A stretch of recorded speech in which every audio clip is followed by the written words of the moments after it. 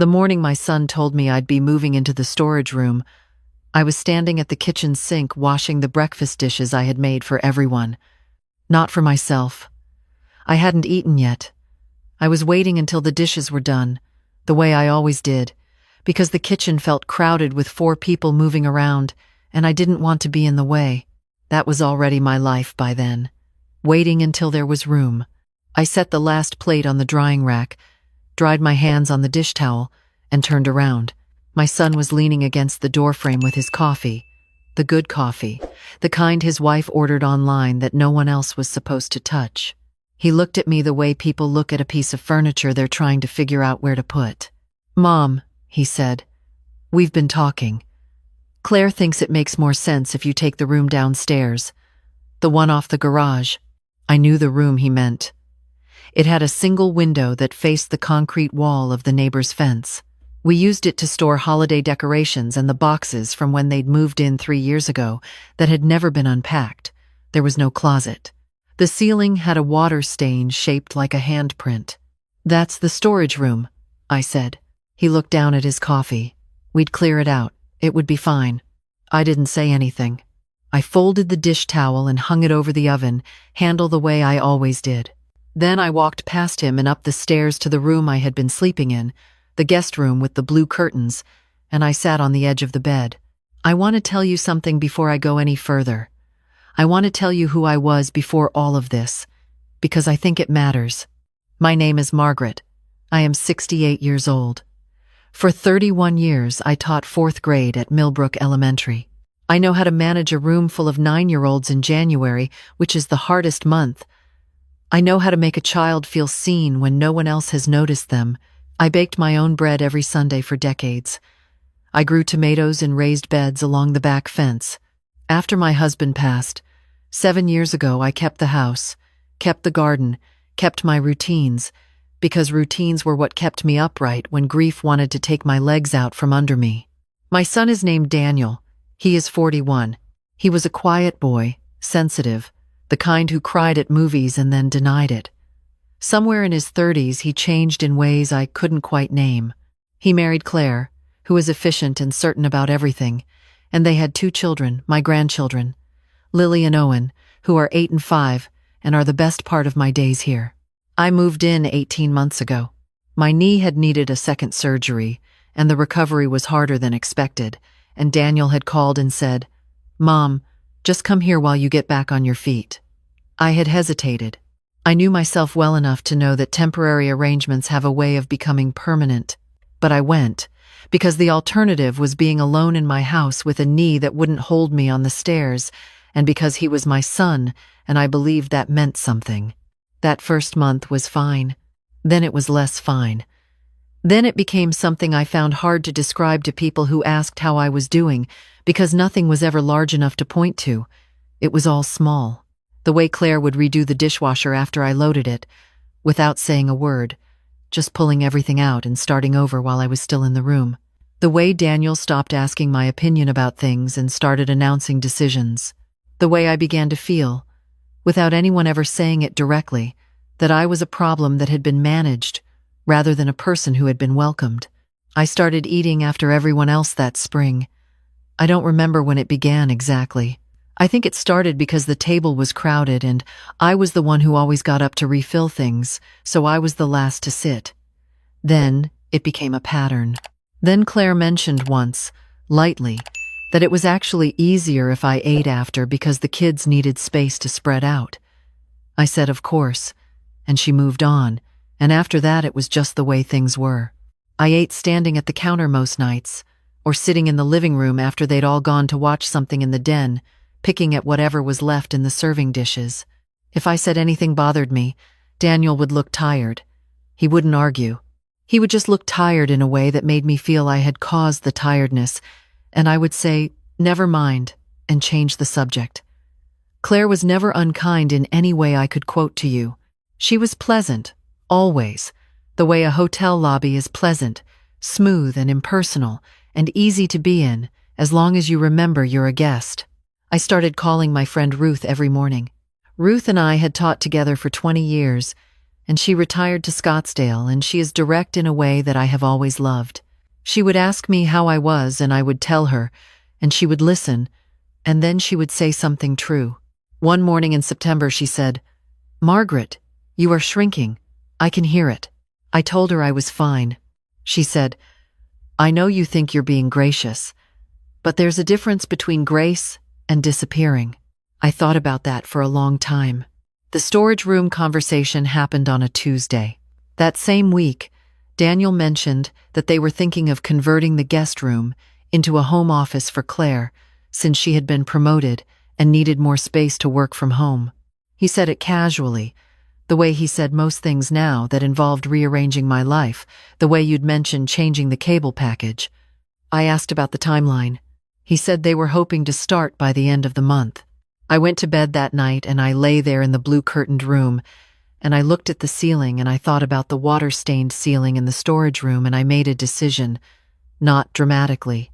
It felt less like a decision and more like a door closing quietly, the way a door closes when the wind stops. The next morning I called my doctor's office and asked for a full copy of my medical records. Then I called the bank. Then I called my attorney, a woman named Patricia Holt, who had done my estate planning after my husband died and who I trusted completely. I told Patricia everything in the order it had happened, which took about 40 minutes. She didn't interrupt. When I finished, she was quiet for a moment, and then she said, "Do you want my legal opinion, or do you want me to tell you what I think?" I said both. She told me that my house, the house I had lived in for 29 years, was still in my name. I had been paying the property taxes remotely, keeping the utilities on at a low level, paying a neighbor's teenage son to mow the lawn. I had never transferred the deed. I had never intended to stay permanently. The house was mine. It had always been mine. Then she told me what she thought, which was that I should go home. I spent 3 days making arrangements, and I made them quietly. I scheduled the utilities to be turned back on. I arranged for Ruth's nephew, who lived in Memphis and owed her a favor, to drive up and help me move my things. I reserved a time when Daniel and Claire would both be at work and the kids would be at school. I didn't want a scene. I had learned from a long career with children that scenes are almost never useful. The day before I left, I baked a cake. Chocolate, from scratch, the way I always made it, because it was Owen's favorite, and his birthday was in 2 weeks and I wanted to leave it for him. I made it in the morning while the house was quiet. I left it on the counter with a note that said, "For Owen's birthday. Love, Grandma." Then I stood in the kitchen for a moment, and I looked at the dish towel hanging over the oven handle, and I thought about how many mornings I had stood at that sink, and I felt, not bitterness exactly, but something like clarity. The kind of clarity that arrives a little late, but arrives completely. I left at 2:30 in the afternoon.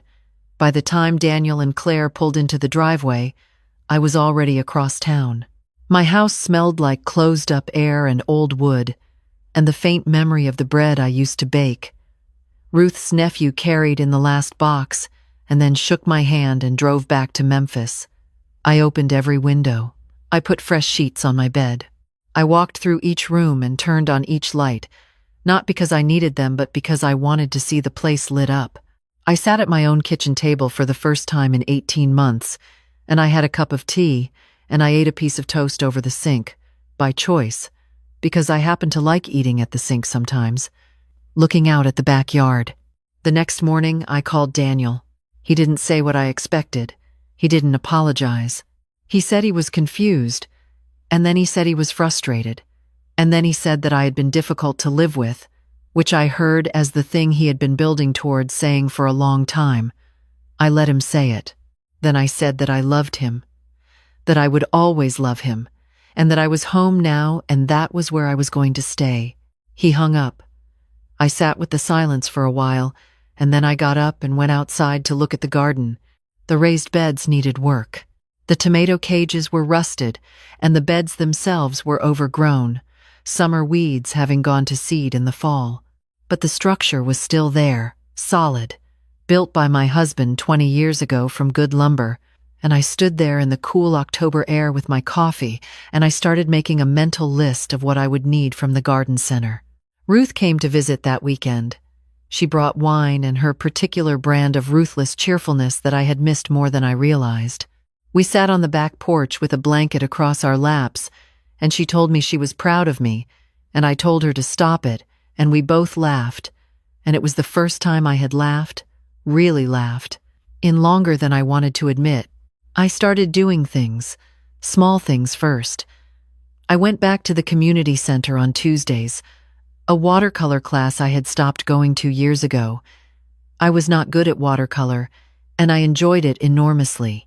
I had lunch with my neighbor Carol, who had been checking on my house during my absence and who had more opinions about local politics than any one person should carry.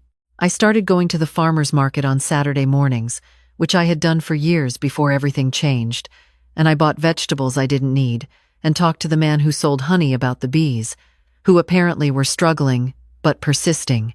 My grandchildren called me. Not Daniel, not Claire the children.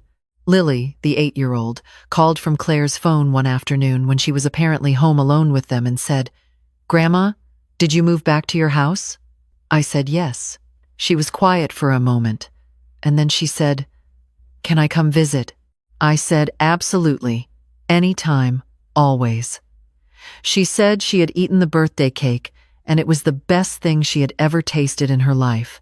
I told her the secret was the coffee in the batter, and she made me promise to teach her when she came over. Owen called 2 days later from Daniel's phone when Daniel was apparently in the shower and said only, "Grandma, I found a caterpillar. Do you want to hear about it?" I said I wanted to hear every detail, and I sat down and he told me every detail. I had not talked to Patricia since the day I'd left, so I called her one afternoon to check in and to update her on my contact information. She asked how I was settling in. I told her well. There was a small pause, and then she said, "While I have you, there's something you might want to think about. Nothing urgent. But given how things have been, it might be worth reviewing your estate documents." I came in the following Thursday. We sat across from each other at the long table in her conference room, and she walked me through everything, the house, the accounts, the arrangements I'd made years ago. I had set most of it up when I was in a different frame of mind, a generous one, the frame of mind you're in when you assume the future will look like you hope it will. I made some changes, not out of punishment. I want to be clear about that. I made them out of accuracy. The documents now reflected my life as it actually was, rather than a version of it I had hoped for. I drove home in the early evening when the light was going orange across the front of the houses on my street, and I parked in my own driveway and sat there for a moment before getting out. I thought about a thing one of my students had said to me once, years ago, a boy named Marcus, who was having a hard year, who had a difficult home situation I was not supposed to know about but knew about. He was 9 and he had stayed after class to help me clean the boards, which he didn't need to do, and I had said, "Thank you for staying, Marcus. You didn't have to do that." And he had looked at me very seriously and said, "I know. That's why I did it." I thought about that a lot that year. I still think about it. When Daniel finally came to talk to me, it was 6 weeks after I'd left. He showed up on a Saturday morning without calling first, which was exactly the kind of thing he did that reminded me he was still, underneath everything, my boy.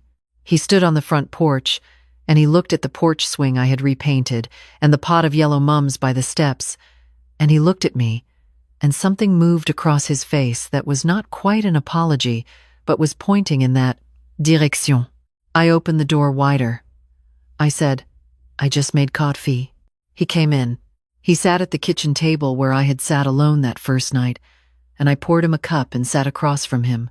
He wrapped both hands around the mug the way he had done since he was a teenager, that habit he'd had forever, and I felt the complicated love you feel for your children, the love that doesn't simplify no matter what happens.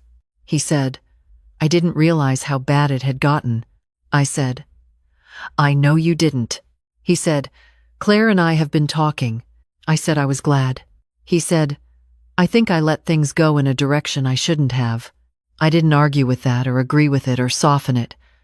I just let it sit there between us, which was the honest thing to do. We talked for 2 hours. Not about everything, there were things that would take longer, conversations that would need to happen more than once. But we talked in a way we hadn't in a long time, without the management of it, without the careful smoothness. He told me things had been hard in their marriage, in ways he hadn't shared with me. I told him I understood, and I did. I told him that I loved him and that I was not going anywhere, that this house was not going anywhere, that when Lily was ready to learn to make the chocolate cake, I would be right here. He smiled at that. He looked like himself for a moment. When he left, I stood on the porch and watched his car back out of the driveway, and I stayed there until it turned the corner and disappeared. Then I went back inside. I had a garden to plan for spring. I had watercolors on Tuesday. I had a caterpillar update from Owen pending. I had a life, my own life, full of the specific, ordinary details that belonged to no one else, and I had taken it back, not by fighting for it, but by simply returning to it, quietly, with my hands steady and my mind clear. Ruth asked me once that winter if I was happy. We were on the phone and it was snowing, which was unusual for this part of the country, and I had been sitting by the window watching it come down. I thought about the question seriously, the way it deserved. I said, I think I'm something better than happy. I think I'm at home. She was quiet for a moment. Then she said, That's the best thing you've said in 2 years. Outside, the snow was covering the garden beds, the good lumber still solid underneath, waiting for April. I picked up my tea. I watched the snow fall on everything I owned. I did not hurry. There was no reason to hurry. I was exactly where I was supposed to be,